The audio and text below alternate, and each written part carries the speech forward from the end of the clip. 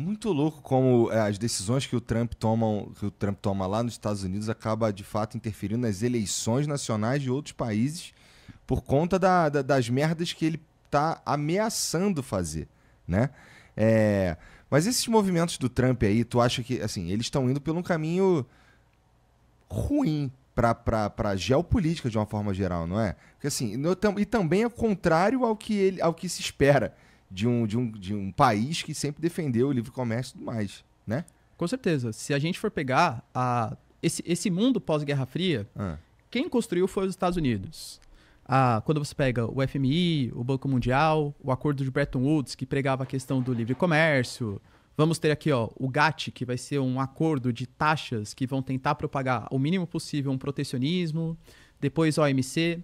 Se não for os Estados Unidos que criaram as instituições, eles tiveram uma fortíssima influência. O mundo pós-Guerra Fria é um mundo construído pelos Estados Unidos, pelo menos, claro, o lado capitalista da força. O governo Trump vem destruindo tudo isso, né? Então, vamos taxar todo mundo, vamos... Poxa, a OTAN. A OTAN foi criada em 1949 como uma aliança liderada pelos Estados Unidos. O que ele está considerando fazer hoje é fazer uma interferência na Groenlândia, que pertence à Dinamarca, que é um país da OTAN. Poxa, olha a loucura que fica.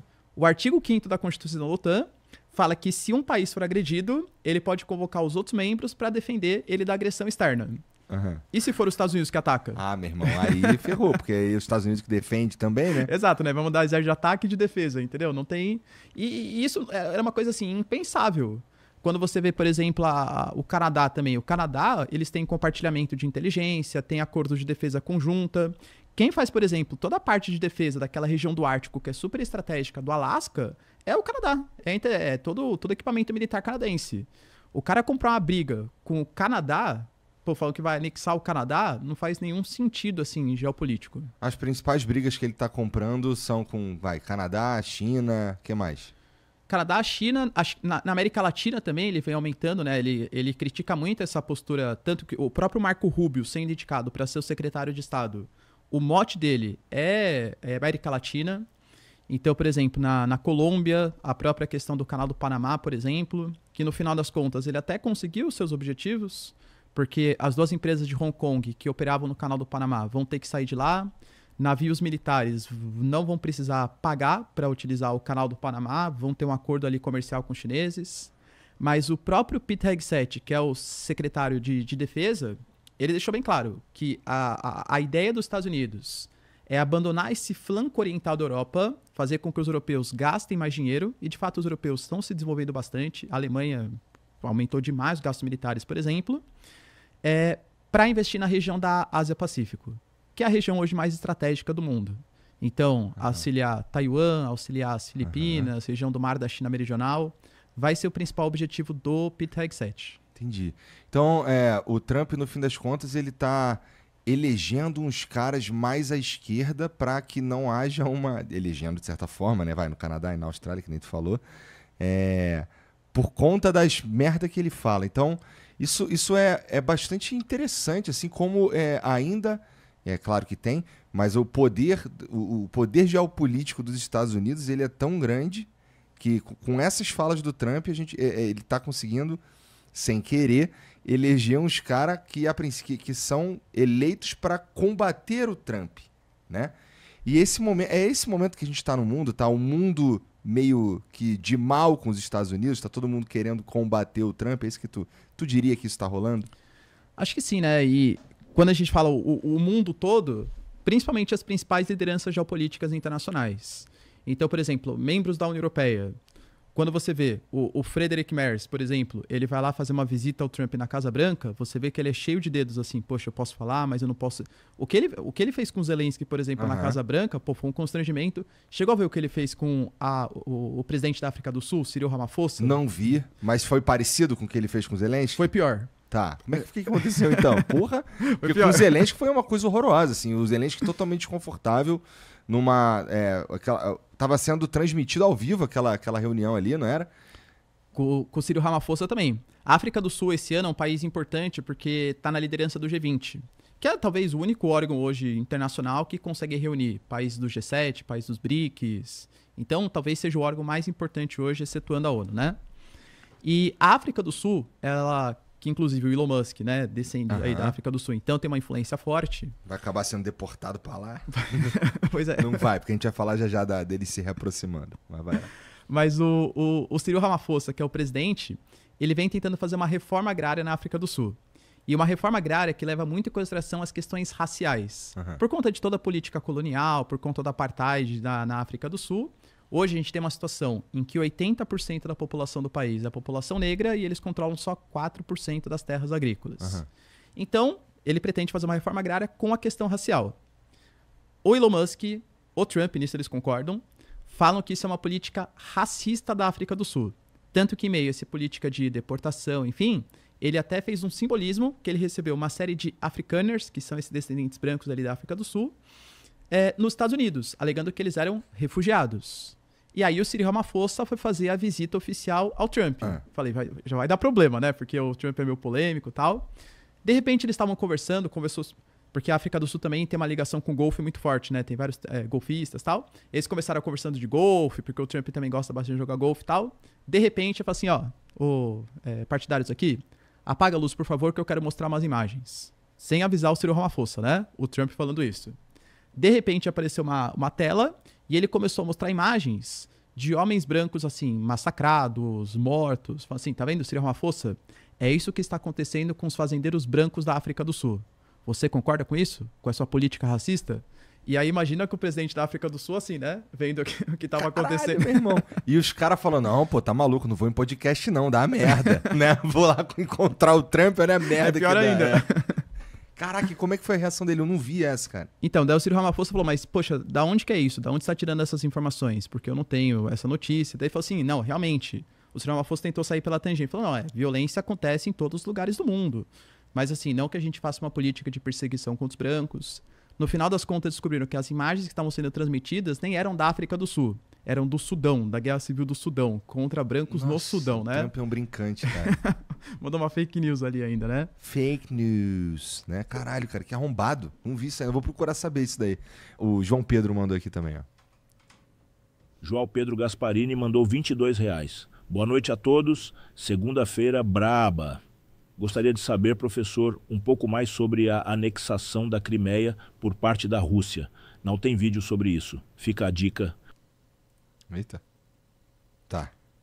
Bom, ele queria saber um pouco mais sobre a anexação da Crimeia por parte da Rússia. Como assim não tem vídeo sobre isso? Tem um monte de vídeo sobre isso. Gravo todo dia lá, hein? Não, mas só dando um panorama assim, né? A Crimeia, ela foi dada para os ucranianos durante a União Soviética. Dizem que foi até um meia-culpa por conta do Holodomor, né? O processo ali de fome dos ucranianos. E talvez tenha sido um erro estratégico dos russos hoje. Pelo menos é como os russos veem o que o Nikita Khrushchev fez para os ucranianos. Porque a Crimeia é um território muito estratégico, seja pela base de Sevastopol, o acesso ao Mar Negro. É um território muito turístico mesmo. Por exemplo... Eu não sabia que era turístico. Quando a gente fala lá sobre as conferências que aconteceram no pós-guerra, uma das conferências é a Conferência de Yalta, que foi feita na União Soviética. E Yalta é um território da Crimeia. E foi feito a convite do Stalin, porque o Stalin falava que o seu local preferido na União Soviética era a Crimeia. Então tem ali belas praias e tal, né?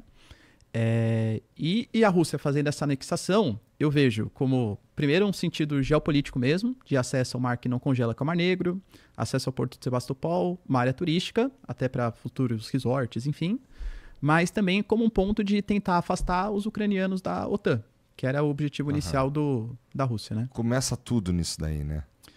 Tanto da União Europeia, depois da OTAN. Vamos lá, o Absenteac mandou mais uma aqui. Absenteac mandou R$20. O que vocês têm achado das relações do Elon e do Trump no mundo das criptomoedas? Traz benefícios ou malefícios para a imagem deles? E o que acharam da moeda Trumpinator explosiva da Solana? Esse aqui eu não tô por dentro, não. Moeda Trumpinator explosiva da Solana. Isso aqui acabou de inventar. Eu não conheci essa moeda não, também. Mas, bom, o que esses caras estão fazendo no mundo das criptomoedas? Tu tá por dentro? Porque os dois, eles são defensores, assim, né? Só que, da mesma maneira, eu acho que o Elon Musk é muito mais por uma questão ideológica mesmo, o Trump talvez por uma questão de meme, de achar que isso é o que concorda com a direita hoje, né? o que o Trump fez em relação à sua moeda, ou até mesmo a moeda da Melanie, né, também da Melanie Trump, para mim isso muito mais mancha a imagem das criptomoedas, porque a galera vai achar que toda moeda é uma meme coin, que, pô, vou entrar um esquema de pirâmide e tal. E acho que até tira um pouco a credibilidade. Mas, teoricamente, os dois, eles apoiam, né? Publicamente, eles apoiam essas criptomoedas. Tá. O Kennedy mandou aqui mais uma. Kennedy mandou R$20. Flow, seu conteúdo é sempre muito maneiro, trazendo sempre o melhor dos melhores pra galera. Continue assim, mano. Ele tá falando de você, né, cara, na verdade. Pô, muito obrigado. Obrigado mesmo. Porque, bom, ele tá dizendo que o conteúdo é maneiro, porque a gente traz o melhor dos melhores, é porque quem tá aqui comigo é foda demais, cara. Pra voltar lá no tema que a gente começou lá do Elon Musk e do Trump, que tu, assim, sem cravar nada, tá? Porque isso é muito complicado nesse sentido. Mas o que dá pra gente esperar Vamos baixo aqui, nas próximas semanas dessa relação aí Elon Musk e Trump. Se tu fosse, sei lá, se a gente não tivesse ninguém assistindo a gente, estivesse conversando só eu e você aqui, o que tu me diria? O que tu acha que vai acontecer? Eu acho que eles não vão fazer as pazes publicamente, não acho que vai acontecer isso, né? Porque foram argumentos muito fortes dos dois lados. Mas acho que cada vez mais, por baixo dos panos, o acordo já deve estar até selado, uma reaproximação. E vai acontecer, né? Então o Trump ele vai compartilhar algum tipo de notícia da SpaceX, da Tesla, talvez volte a fazer um subsídio aos carros elétricos, mas sem anunciar publicamente, entende? E a mesma coisa o Elon Musk, mostrando que concorda com as políticas do governo Trump. Não, realmente, a deportação em massa está acontecendo, pô, ele está aqui atacando a cultura woke, que é uma coisa importante. Então, talvez em temas sensíveis eles não vão se falar muito, né? O Elon Musk talvez vai parar de criticar, por exemplo, essa mudança nos gastos americanos. E o Trump também parar de criticar algumas coisas do Elon Musk. Então, vai ter uma reaproximação, mas acho que não vai ser pública, pelo menos no primeiro momento. Entendi. E lá na África, que você falou aí, que é onde tem uma porrada de guerra, o que tem lá que chama mais atenção e a galera não tá falando muito? Toda a região do Sahel acho que chama muita atenção. Então você pega, por exemplo, hoje tem um líder em Burkina Faso, um cara chamado de Ibrahim Traoré. Ele está sendo muito... eu li um pouco sobre ele. Já vai lá. Ele está sendo muito celebrado aí. Porque ele é jovem, né? 30 e poucos anos, é esse cara? Ele mesmo. Porque todos esses países do Sahel, que é a região que fica abaixo do deserto do Saara, foram antigas colônias francesas. E nos últimos anos, desde 2020 mais ou menos, vem passando por sucessivos golpes militares. Uhum. Golpes militares que a galera chama de revolução. Uma coisa não necessariamente anula a outra, né? Uhum. Porque são ultranacionalistas e principalmente contrários à influência imperialista, seja dos Estados Unidos, seja da França. Porque tanto França quanto Estados Unidos, eles tinham bases militares ali posicionadas nesses países, mas eles alegavam que era só para ajudar os governos locais. Porque vários desses países têm atuação de movimentos jihadistas, extremistas islâmicos, né? Uhum. Só que, claro, não são bonzinhos da história. Então, por exemplo, a França, ela monopolizava, até questão de poucos anos atrás, a moeda de vários desses países africanos. Então, esses golpes militares, eles estão sendo feitos com uma tentativa de se livrar desse imperialismo europeu e desse imperialismo americano. Claro que no meio disso, existe forte influência da Rússia. O grupo Wagner, por exemplo, que era do Prigozhin, mas hoje é ainda mais ligado ao Estado russo. Ele influencia muito, né, nesses golpes aí que acontecem. Você vê, por exemplo, manifestação em Burkina Faso, Níger, por exemplo, que é outro país que passou por golpe também. A galera, tipo, com bandeira da Rússia, falando, vai Putin. Ou seja, claramente tem uma influência né, da Rússia ali nas revoluções. E o Ibrahim Traoré, se você tiver curiosidade, Igor, pesquisa os discursos dele. É um discurso muito forte, assim, o cara fala muito bem. E sempre questionando, poxa, fala assim, não, a gente concorda que a Rússia tem influência aqui, a China também tem influência, mas sabe qual que é a diferença? A China vem com contratos oferecendo relações ganha-ganha. Quando vinham aqui os franceses, eles obrigavam a gente a tomar determinadas medidas, roubavam os nossos recursos naturais, exploravam a nossa terra, a nossa população. E ele tem razão, não tem? Sim. Em relação à Rússia, um pouco menos, né? Acho que a Rússia também tem essa postura mais imperialista. Eu tô falando da China. A China, sim. A China, ela costuma fazer negócios muito mais com uma relação ganha-ganha para os dois lados. Claro que é perigoso depender só da China, e a China, ela tenta colocar os países também naquela situação de armadilha da dívida. Uhum. Ou seja, a gente vai financiar o projeto, você vai ter que arcar com as suas responsabilidades. Caso você não arque, você vai ter que ou fornecer, por exemplo, recurso natural. Tem um caso clássico, que é o caso de Djibouti. Djibouti é um paísinho ali da África, do sul africano, que em troca a China conseguiu a instalação de uma base militar. Uma base militar numa região super estratégica, que fica ali próximo do Canal de Suez, fica ali na região do Mar Vermelho, que estrategicamente é super importante para os interesses chineses. Então, de novo, né, nenhum país é bonzinho da história. Claro. Mas acho que a relação da China com os países africanos é muito mais justa do que foi a relação da França, dos Estados Unidos. Especialmente a China, de novo, eles conseguem, pelo sistema que eles operam, eles conseguem fazer uns planos assim de muito tempo para frente, né? Eles conseguem esperar, eles conseguem fazer um acordo mais ou menos, tipo o diabo, que tu meio que vende tua alma ali, ele fica esperando tu dar uma merda e enfim eles conseguirem construir uma base militar onde a princípio não era possível, né?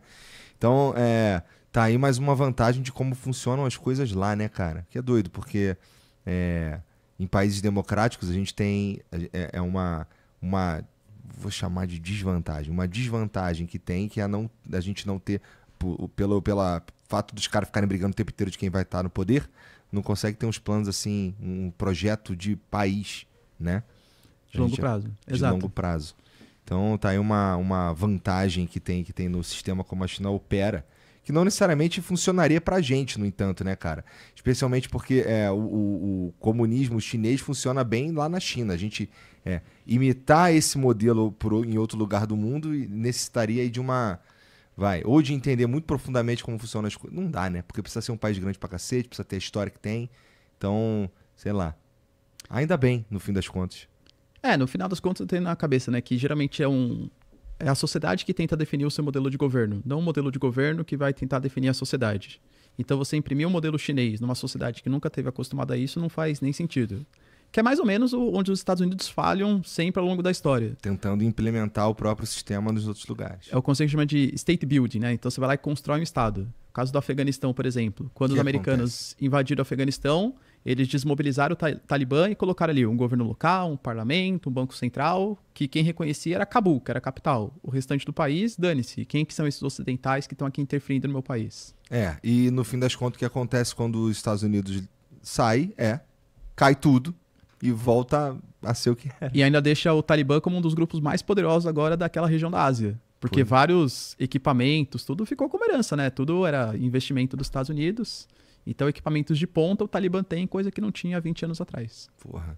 Sinistro. E você que tá assistindo esse vídeo aqui no Talk Flow, dá pra você virar membro, cara, do Flow agora. É um botãozinho do lado do botão de se inscrever. A gente faz um programa semanal só pros membros. Olha. Então fique esperto aí. Se quiser virar membro, tá bem aqui do lado. É mó merreca, custa menos de R$8, irmão.